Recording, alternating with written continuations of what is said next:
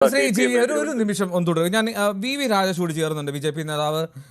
രാജേഷിലേക്ക് ഒന്ന് പോയി വന്ന ശേഷം വരാം. കാരണം രാജേഷ്, അറിയാം കൃത്യമായി ലോക്സഭാ തെരഞ്ഞെടുപ്പിൽ നേടിയ മേധാവിത്വം BJPക്ക് ഉണ്ട്, മേൽക്കൈയുണ്ട്. പക്ഷേ ലോക്സഭാ തെരഞ്ഞെടുപ്പിലെ കണക്കും തദ്ദേശ തെരഞ്ഞെടുപ്പിലെ കണക്കുകളും ഒരിക്കലും ചേരാറില്ല. ഇനി അതിനപ്പുറത്തേക്ക് BJP വലിയൊരു മുന്നൊരുക്കം നടക്കുന്നുണ്ട്, പ്രത്യേകിച്ചും അമിത്ഷാ നേരിട്ട് ഇടപെടുന്ന ഒരു സാഹചര്യം എന്നൊക്കെ വിവരങ്ങൾ വരുന്നു. അപ്പോൾ ഇക്കുറി എന്താണ് BJPയുടെ കണക്ക് കൂട്ടൽ? ആരായിരിക്കും ഒരു മേയർ സ്ഥാനാർത്ഥി എന്ന നിലയിൽ അവതരിപ്പിക്കുന്നത്? ഞാൻ ഒന്ന് ചോദിച്ചോട്ടെ, എനിക്ക് മുമ്പ് സംസാരിച്ച ആരാണെന്ന് അറിയാമോ? പേരെന്ന് പറയാമോ? GV ഹരിയാണ്. ഓക്കെ, അതായത് ഇപ്പോ അനാവശ്യമായിട്ടുള്ള അവകാശവാദങ്ങളോ അല്ലെങ്കിൽ അത്തരത്തിലുള്ള അത്ഭുതം വിതർന്ന വാർത്തകളോ ഒന്നുമല്ല തിരുവനന്തപുരം നഗരത്തെക്കുറിച്ച് ചർച്ച ചെയ്യേണ്ടതും ജനങ്ങൾ പ്രതീക്ഷിക്കുന്നതും. അതായത് ഇപ്പോ കോർപ്പറേഷൻ പ്രതിപക്ഷം BJP ആണ്. ജനങ്ങൾ, തിരുവനന്തപുരത്തെ സാധാരണക്കാരായ ജനങ്ങൾ പ്രതീക്ഷിക്കുന്നത് അവരുടെ അടിസ്ഥാന പ്രശ്നങ്ങൾ, അതായത് ഇവിടെ ജീവിക്കുന്ന, തിരുവനന്തപുരത്തെ സ്നേഹിക്കുന്ന, ഇവിടെ എത്തുന്ന എല്ലാ പേർക്കും അടിയന്തരമായി പരിഹരിക്കണമെന്ന് അവർ ആഗ്രഹിക്കുന്ന ചില 2-3 പ്രശ്നങ്ങളുണ്ട്. അത് ഏതു തരത്തിൽ അഡ്രസ് ചെയ്യാൻ സാധിക്കും? ഇപ്പോ കോർപ്പറേഷൻ ഭരിക്കുന്ന CPM, നേരത്തെ ഹരി പറഞ്ഞതുപോലെ 45 വർഷം കൊണ്ട് അവർ ഭരിക്കുന്നുണ്ട്. കഴിഞ്ഞ 10 വർഷമായി സംസ്ഥാനവും അവരാണ് ഭരിക്കുന്നത്. അപ്പോൾ അവർക്ക് എല്ലാ സഹായവും കിട്ടിയിട്ടുണ്ട്. ഇപ്പൊ റോഡ് ഇറങ്ങിക്കഴിഞ്ഞാൽ, ഞാനിപ്പോ നിൽക്കുന്ന എടപ്പഴി ഭാഗത്താണ്. ഈ എടപ്പഴി മാർക്കറ്റിന്റെ കൂടെ ചവറ് കാരണം നിൽക്കാൻ നിവർത്തിയില്ല. അമ്പലത്തിന്റെ അടുത്താണ് ഞാൻ നിൽക്കുന്നത്. അവിടെ നിന്ന് ഇത് കേൾക്കുകയാണ് ദീപാരാധനയുടെ.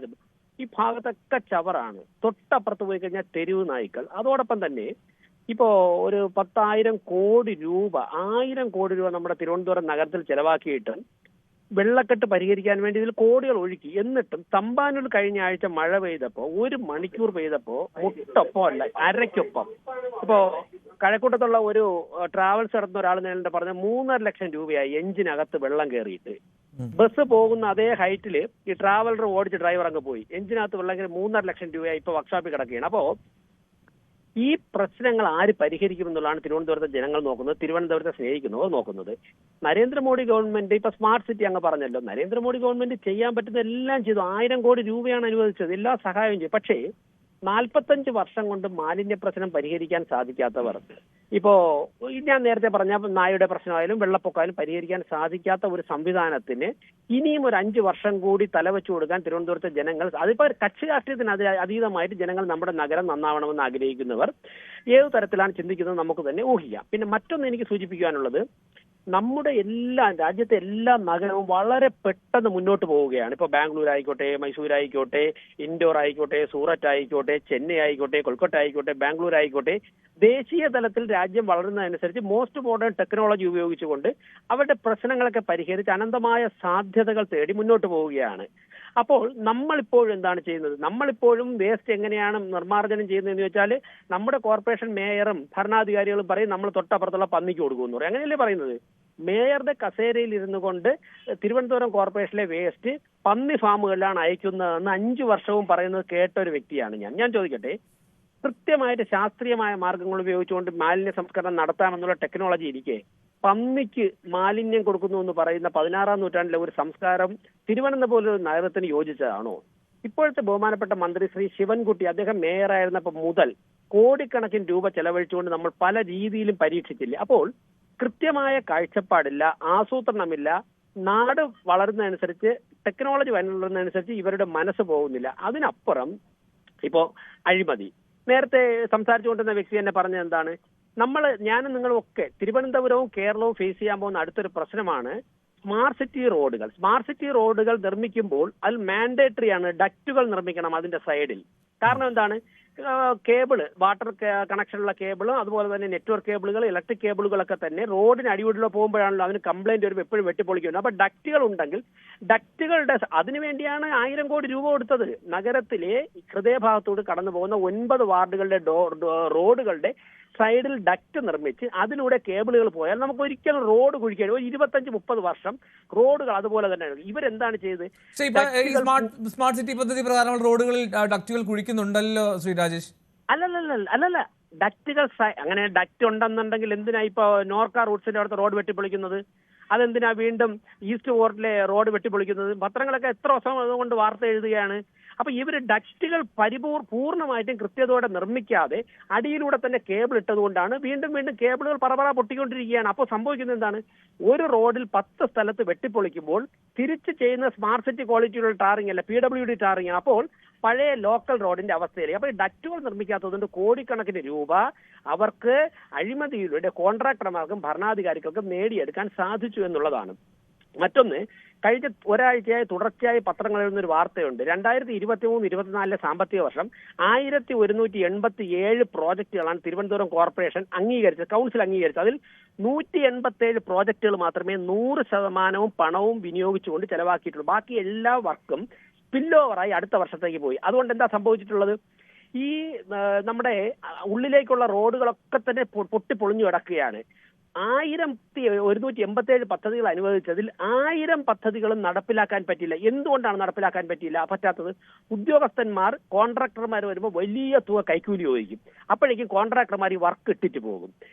ഉദ്യോഗസ്ഥന്മാരും ഭരണാധികാരികളും കോൺട്രാക്ടർമാരെ കൈക്കൂലി കമ്മീഷൻ വാങ്ങിക്കാതിരുന്നാൽ കോൺട്രാക്ടർമാർ കൃത്യമായിട്ട് പണി ചെയ്തു പോകും. ഉദ്യോഗസ്ഥതല കൈക്കൂലിയും അഴിമതിയും ഒക്കെ ഇതൊക്കെ ഏത് ഭരണകാലത്തും ഉള്ളതാണ്. അത് ഈ പറയുന്നത് നമ്മുടെ ഒരു ശാപമാണ്. അത് നമ്മൾ സാധാരണക്കാർക്ക് അറിയാം. ഞാനൊന്ന് പറയട്ടെ സുഹൃത്തെ, നിങ്ങൾ അത് ന്യായീകരിക്കായിരുന്നു എനിക്ക് പറയാൻ ഉള്ളത് ഞാൻ പറയുന്നില്ല. അതായത് ഈ എന്തുകൊണ്ടാണ് കോൺട്രാക്ടർമാർ വർക്ക് എടുക്കാൻ മടിക്കുന്നതെന്ന് കോൺട്രാക്ടർമാരെ വിളിച്ചിരുത്തി ചോദിച്ചിട്ട് ആ പ്രശ്നം പരിഹരിച്ചു കൊടുക്കണ്ടേ ഭരണാധികാരികൾ?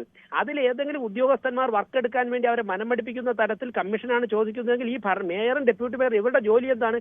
അപ്പോൾ അവരുൾപ്പെടെയുള്ളവർ കൂട്ടുകൾ മാത്രമല്ല 1187 വർക്കുകൾ ഭരണസമിതി അംഗീകരിച്ചു കൊടുത്തിട്ട് അതിൽ 187 പ്രവർത്തനങ്ങൾ മാത്രമേ എന്റെ കോർപ്പറേഷനിൽ നടന്നിട്ടുള്ളൂ എന്നുണ്ടെങ്കിൽ ആ മേയർ ഡെപ്യൂട്ടി മേയർ ഇറങ്ങിയിട്ട് നോക്കണ്ടേ എന്താണ് നടക്കാത്ത തടസ്സം? ഈ 1000 പ്രവർത്തനങ്ങൾ നടത്തില്ലെങ്കിൽ എന്താണ്? 1000 സ്ഥലത്ത് യാത്ര ചെയ്യാൻ പറ്റില്ല. കുളങ്ങൾ ഇപ്പൊ അമീമിക് മസ്തിഷ്ക ജ്വരം ഉൾപ്പെടെ വരുന്നു.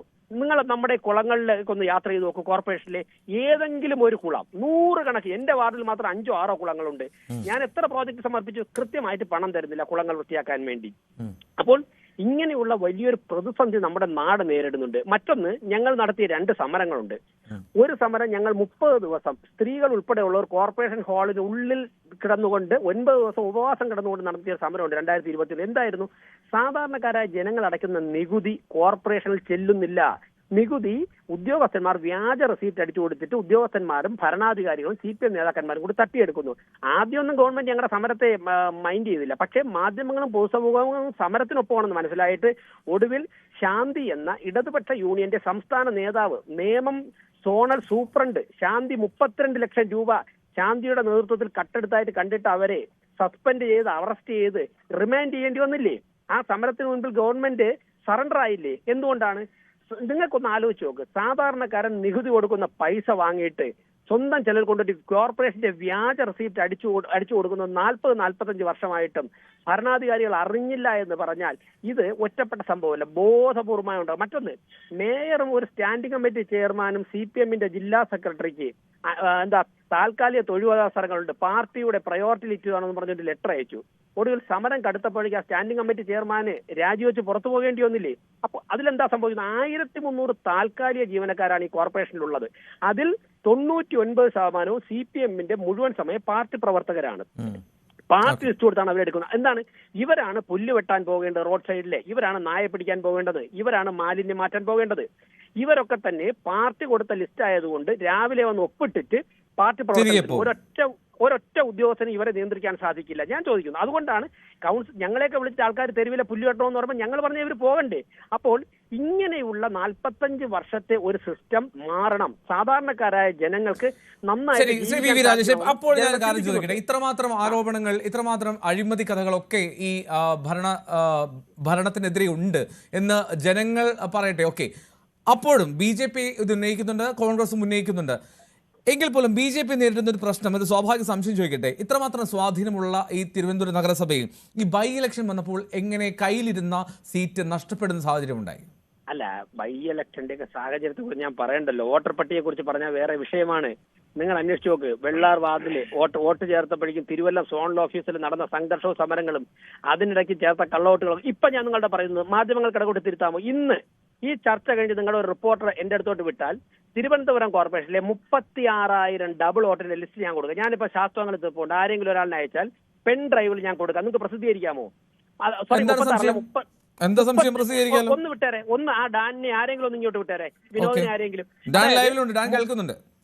32,000 ഡബിൾ വോട്ട്, അതായത് 16,000 പേർ മറ്റ് സ്ഥലത്തോട് വോട്ട് ചേർത്തിരിക്കുന്നു. അങ്ങനെ 32 ഞങ്ങൾ തെരഞ്ഞെടുപ്പ് കമ്മീഷന്റെ ഇത് കൊടുത്തിട്ട് തെരഞ്ഞെടുപ്പ് കമ്മീഷൻ ചെയർമാൻ ഷാജഹാൻ സാറിനെ നേരിട്ട് കണ്ടിട്ട് ഞങ്ങൾ ഇത് കൊടുത്തു. എന്നിട്ട് ഞങ്ങൾ പറഞ്ഞത് തെരഞ്ഞെടുപ്പ് കമ്മീഷന്റെ ഒരു ഐഡന്റിറ്റി കാർഡിൽ പലരും ചേർത്തിട്ടുണ്ടെന്ന് പറഞ്ഞു. ഇവരെന്താണെന്ന് ഞാൻ ചെയ്തു, ഇലക്ഷൻ കമ്മീഷൻ, നിങ്ങൾ ഷാജഹാൻ സാറിനെ വിളിച്ച് ചോദിച്ചു നോക്കും. ഞങ്ങൾ പെൻ ഡ്രൈവിൽ അദ്ദേഹത്തിന്റെ കയ്യിൽ കൊടുത്തു. അവരെന്താന്ന് പറയും ചെയ്തു, ഒരാഴ്ച കഴിഞ്ഞപ്പോൾ ഇലക്ഷൻ കമ്മീഷന്റെ ഐഡന്റിറ്റി കാർഡിന്റെ നമ്പർ അങ്ങ് മാറ്റി സൈറ്റിൽ നിന്ന്. ഇപ്പോ തെരഞ്ഞെടുപ്പ് കമ്മീഷന്റെ ഐഡന്റിറ്റി കാർഡിന്റെ നമ്പർ, അതായത് എപ്പിക് നമ്പർ എന്ന് പറയും, ആ എപ്പിക് നമ്പർ മാറ്റി. കാരണം എന്താണ്, എപ്പിക് നമ്പർ കിടന്നാൽ ഇത് കണ്ടുപിടിക്കും. അതുകൊണ്ട് എപ്പിക് നമ്പർ അങ്ങ് മാറ്റി കളഞ്ഞു. 32,000 കള്ളവോട്ട് ചേർത്തിട്ടുണ്ട്. 32,000. ഇപ്പൊ ന്യൂസ് സൈറ്റിൽ വന്നു കഴിഞ്ഞാൽ പെൻഡ്രൈവ് കൊടുക്കാൻ തയ്യാറാണ്. അപ്പോ അങ്ങനെയുള്ള ചില അട്ടിമറികൾ നടത്തിയിട്ട് ഉപതെരഞ്ഞെടുപ്പുകളിൽ ഒരു സംസ്ഥാന സർക്കാരിന്റെ സംവിധാനം കൂടുതലും ഒരു വാർഡിൽ കേന്ദ്രീകരിച്ചുകൊണ്ട് അവർ ജയിച്ചിട്ടുണ്ട്. അത് 130 വോട്ട്. ശ്രീവരാത്ത് ജയിച്ച എത്ര വോട്ടിന്? 7 വോട്ടിന്. അവരുടെ സിറ്റിംഗ് സീറ്റ് അത് 7 വോട്ടിന്. അങ്ങനെയൊക്കെ ചില കാര്യങ്ങൾ നടന്നിട്ടുണ്ട്, ഞാൻ അതൊക്കെ സമ്മതിക്കുന്നുണ്ട്. പക്ഷേ ഒരു വലിയൊരു തെരഞ്ഞെടുപ്പ് വരുമ്പോൾ ജനങ്ങൾ ആഗ്രഹിക്കുന്ന ചില മാറ്റങ്ങൾ വരുത്താൻ വേണ്ടി BJPക്ക് സാധിക്കും. വളരെ ഉത്തരവാദിത്തപ്പെട്ട പ്രതിപക്ഷമായിട്ടായിരുന്നു കഴിഞ്ഞ 5 വർഷം ഞങ്ങൾ അവിടെ പ്രവർത്തിച്ചത്. 3000 ക്രിമിനൽ കേസുകൾ സ്ത്രീകൾ ഉൾപ്പെടെയുള്ളവർക്കെതിരെ CPMന്റെ അഴിമതിക്കെതിരെ സമരം ചെയ്തുകൊണ്ട് 3000 ക്രിമിനൽ കേസുകൾ ഞങ്ങൾക്കെതിരെ രജിസ്റ്റർ ചെയ്തിട്ടുണ്ട്. ഞങ്ങളെ പലർക്കും 9-10 ദിവസം ഉപവാസം കിടന്ന സ്ത്രീകൾക്ക് ഉൾപ്പെടെ പലർക്കും ഇപ്പൊ ശാരീരികാശ്വാസം ഇപ്പോഴും തുടരുകയാണ്. ഇങ്ങനെയുള്ള വളരെ ത്യാഗപൂർണമായ സമരോജ്വലമായ കഴിഞ്ഞ 5 വർഷമാണ് തിരുവനന്തപുരത്ത് കടന്നു പോകുന്നത്. ഒരു കാര്യം ഞാൻ ഈ ന്യൂസ് സൈറ്റിലൂടെ ഉറപ്പ് തന്നുകൊണ്ട് ഞാൻ അവസാനിപ്പിക്കുന്നു. തിരുവനന്തപുരത്ത് ഞങ്ങൾക്ക് മാതൃകാപരമായ ഒരു ഭരണം കാഴ്ചവെക്കാൻ ജനങ്ങൾ ഒരു അവസരം തരികയാണെങ്കിൽ ഞാൻ വിനയപുരസരം പറയട്ടെ, 2030 ആകുമ്പോഴേക്കും ഇന്ത്യയിലെ ഏറ്റവും മനോഹരമായ സിറ്റിയായിട്ട് തിരുവനന്തപുരം പട്ടണത്തെ മാറ്റും. ആരും ജീവിക്കാൻ ആഗ്രഹിക്കുന്ന നഗരമായി. നമുക്ക് വിഴിഞ്ഞം തുറമുഖമുണ്ട്, എയർപോർട്ടുണ്ട്, നല്ല റെയിൽവേ സ്റ്റേഷനുണ്ട്, ബസ് സ്റ്റേഷൻ അടുത്തുണ്ട്, IT മേഖലയിൽ അനന്തമായ സാധ്യതയുണ്ട്. പിൽഗ്രിം ടൂറിസത്തിന് ആറ്റുകാൽ ക്ഷേത്രം, പത്മനാഭസ്വാമി ക്ഷേത്രം, ഭീമാപ്പള്ളി, വെട്ടുകാടൊക്കെ ഉൾപ്പെടുന്ന പിൽഗ്രിം ടൂറിസം സാധ്യതയുണ്ട്.